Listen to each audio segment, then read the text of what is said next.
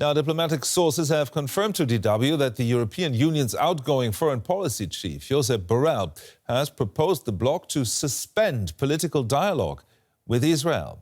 In a letter to EU foreign ministers, he cites serious concerns about possible breaches of international humanitarian law in Gaza.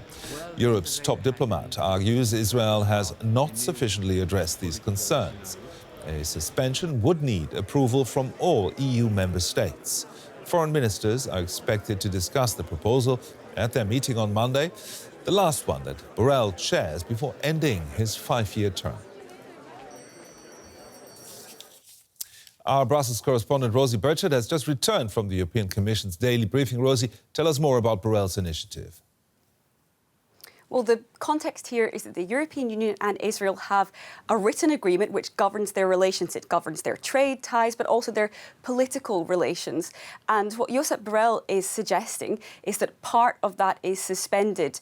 In general, European Union statements on Israel's actions in Gaza after those October 7th Hamas attacks often ask that Israel respect international humanitarian law in the Strip, or say Israel must respect international humanitarian law. And what Borrell is asking is that EU member states go beyond that and assess whether, if international humanitarian law has indeed been respected. Israel says it has.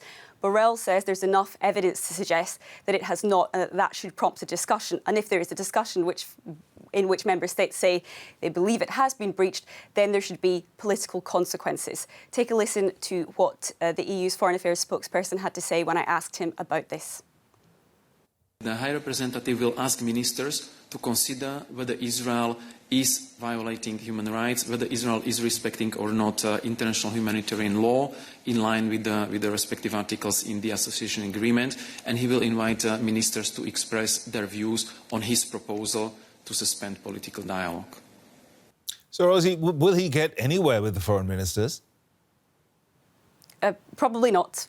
EU member states tend to be extremely divided on this issue. It needs unanimous support. And in general, one diplomat said to me, look, if they can't even get agreement on a basic statement language, then it's highly unlikely they agree to such a bigger step. And the divisions tend to be along these lines. Some EU member states, including, for example, Ireland and Spain, would like to go even further than Borrell's proposal. They would like to suspend some parts of the trade agreement with Israel.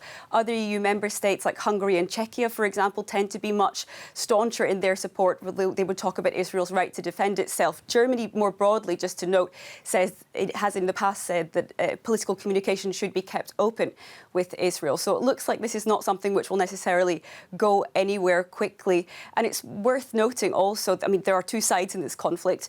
You might be wondering about Hamas. Well, the EU considers Hamas as a terrorist organisation. That means there is no political agreement or dialogue that it can suspend here. DW's Rosie Burchard there reporting from Brussels. Thank you, Rosie.